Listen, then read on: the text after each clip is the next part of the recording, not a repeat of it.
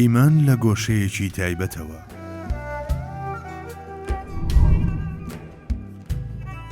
لە چوارچێوەی پێناسەکاندا یاخود لە ڕوانگەی تیۆریای زانست و معریفەتەوە ئیمان لە ڕەجی ئەمن و ئەمانەوە داتاشراوە و بە ماناکانی وەک باوەڕکردن، متمانە بەخشین، دەستەبەرکردنی ئاشتی و سەلامەتی بۆ کەسانی تر یان بوون بە کەسێکی ئەمین و متمانە پێکراو و پتە دێت.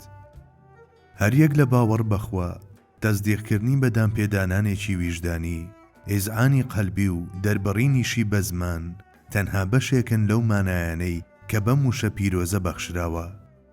کەسی باوەڕدار پێی دەوترێت ئیماندار. ئیماندار ئەو کەسەیە کە تەزدیقی سەرجەم ئەو مانایانە دەکات کە لە پێناسەکەدا باسمان کرد و نوێنەرایەتیان دەکات. هەڵبەت لێرەدا دەکرێت باز لە پەیوەندی نێوان کردار و ئیمان و داخۆکردەوەکان دەچنە نێو پێناسەی ئیمانەوەیان نا بکرێت. بەڵام ئێمە لێرەدا بەسەر ئەمەدا تێدەپەڕین. بەڵێ، ئیماندار بە هەستی ساخ، بە سیرەت و فیراسەتەکەی، بە عەقڵە پاک و بێگەردەکەی کە بە وەحی ڕووناک بووەتەوە، بە تێگەیشتنە فراوان و بابەتیەکەی، بە بینینە پتە و گشتگیرەکەی، بە جددیەت و هەستیاریەکەی لە بابەتی بەرپرسیارەتیەکانیدا، بە دامەزراوی و جێگیریەکەی لە بەرامبەر خراپەکانەوە، بە شوێنکەوتنی شتە باڵاکان لە تەواوی تەمەنیدا، بە هەست، شعور و ئیرادەکەی کە هەمیشە بە زیندویی دەیانهێڵێتەوە، بە مەراق و کونجکۆڵیەکەی، بە ڕۆچوون بە نێو ناوەڕۆکی هەموو شتێک و دەرچی قوڵی لە ڕاوەکردنی ڕووداوەکاندا، بە پشتبەستنی بەخوا و متمانەکردن پێی و ناسرانی لە ناو خەڵکدا وەک کەسێکی متمانە پێکرا و بە تەزدیقکردنی خوا لە ناخی دڵەوە و هەمیشە بە وەفابوون بەرامبەری، بە ناسرانی وەک ئەمانەت پارێزێک کە هەمیشە دەکرێت هەموو کەسێک کانای بۆ بەرێت، بەوەی لە هەر جەیەکدا ببینرێت، دەبێت بەهۆی یادکرانەوەی خوا و بە حاڵ و زمانی هەموو ئەوانە بەرەو خوا ئاراستە دەکات کە ڕێیان لی هەڵدەکەوێت. بەڵێ، بەهۆی ئەم شتانەوە ئیماندار پاڵەوانێکی کامڵی بواری تەزدیق، ئیزعان و تەمسیلە.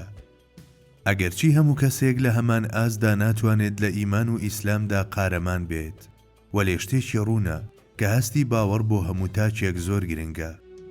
پێش لە هەر شت ئەم هەستە بەرزترین بەهای نێو سروشتی مرۆڤە. ئەوانەی کە باوەڕ ناهێنن هەرچەندە هەوڵ دەدەن بە چێژ و لەزەتە جەستەییەکان خۆیان تێر بکەن و دڵنیا ببن، ڕاستتر بڵین هەوڵ دەدەن دڵی خۆیان بدەنەوە، وەلێ هەمیشە خۆیان لە ناو بۆشاییدا دەبیننەوە. لە بەرچاوی ئەواندا بۆش و پوچن گشت کات و شوێنەکان، ئەمڕۆ و بەیانیەکان. کەسێک کە لە قوڵایی دڵیدا هەست بەم بۆشاییە دەکات، خەفەبوونەکانی کە شێوەی وڕێنەیان وەرگرتووە بەم جۆرە دەردەبڕێت. زەمین بۆش، ئاسمان بۆش، دڵ و ویژدان بۆش. دەمەوێت شتێک بگرم، نییە خاڵێک لە پێش چاومدا. بەڵام ئیماندارێک کە بە دەنگێکی دلێر ترسناکی کوفر و ئارامی ئیمان ڕادەگەیەنێت دەڵێت دڵی ژەنگاوی و بێ ئیمان بارە لەسەر سینە. پاڵەوانێکیش کە بڕیاری داوە ژەنگ و پیسی دڵ و دەروونەکان بشواتەوە وتوێتی چێژی ڕاستەقینە، لەزەتی بێ ئازار، خۆشی بێژان تەنها و تەنها لە بازنەی ڕاستیەکانی ئیماندایە. کەوایە ئەوانەی چێژ و تامی ژیانیان دەبێت ژیانیان ئیماناوی بکەن، بە جێبەجێکردنی فەرزەکان بڕازێنەوە و بە دوورە پەرێزیش لە گوناهەکان بیپارێزن.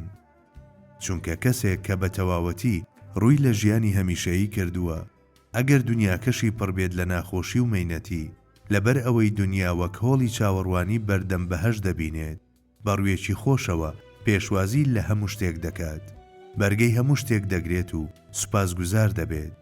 بەدێو زەمان بەم وتانەی کە لە شێوەی ڕەچەتەدان ئاسۆمان ڕۆشن دەکاتەوە و ئەفسوونی ئیمان دەچپێنێت بە دڵماندا.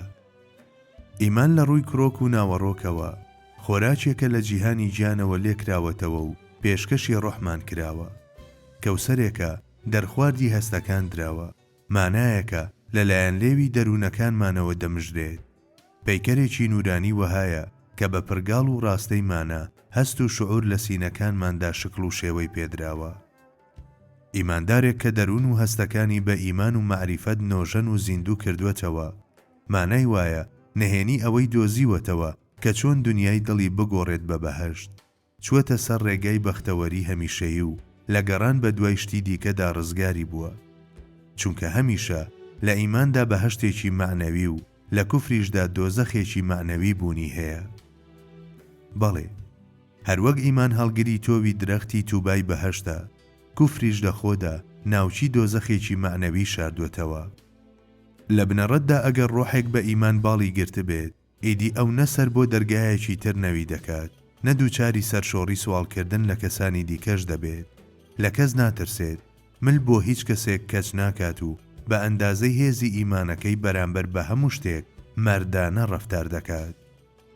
بەڵێ، ئیمان هەم نورە و هەم هێزە. کەسێک کە ئیمانی ڕاستەقینەی بەدەستێناوە دەتوانێت سنگ لە هەموو گەردون دەربپەڕێنێت، لە فشار و پەستانی ڕووداوەکان دەرباز ببێت و هەمیشە بەختەوەر بێت، چونکە ئیمان ئەنجامی تەوحید، تەوحید تەسلیمیەت، تەسلیمبوون تەوەکل، تەوەکولیش ئەنجامی بەختەوەری هەردوو دنیا بەرهەم دەهێنێت. ئیماندارێکی لەم جۆرە هەمیشە دەرونی خۆی وەکستون و پلیکانەیەک بۆ گەیشتن بە جیهانەکانی ئەودی و ئاسمانەکان بەکار دەهێنێت و بەهۆیەوە لە دنیای مەلائیکەت و ڕۆحانیەکاندا لە شەقەی باڵ دەدات. کاتی وا هەیە مەلەک و ڕۆحانیەکان شتانێک بەگوێیدا دەچپێنن، کاتی وایشەیە ئەو ملوانکەی معریفەت دەکاتە ملی ڕۆحانیەکان و دەبێت بە کەسێکی پەنجە بۆ ڕاکێشرا و لە جیهانەکەی خۆیدا، بەتایبەت ئەگەر بە عیرفان ئیمانەکەی قوڵ کردبێتەوە و بە چێژە ڕۆحانیەکانیش ئارایشتی دابێت. بەڵێ، ئیدی ئەو کات دەست بە فڕین بە لووتکە گەلێکدا دەکات کە تەنانەت ئیرەی مەلائیکەتانیش دەبزوێنێت، هەردەم لە ترۆپکەکانی ڕەزامەندی خوادا دەسوڕێتەوە، بەردەوام لەگەڵ بەهەشتیەکاندا هەڵدەستێت و دادەنیشێت و خەون بە عالە عەلینەوە دەبینێت، بەرزبوونەوە بە بەرزترینەکان و بە بایەخبوون هەتا ڕادەی شایستەبوون بۆ بەهەشت قەدەری ئیمانداری ڕاستەقینەیە. بەربوونەوەیش لە دنیای تاریکی کوفردا بەرەو ئەسفەل سافلینەکان و بەدەستێنانی شایستەیی بۆ چوونە ناو دۆزەخیش عاقیبەتی بەدی بێباوەڕە.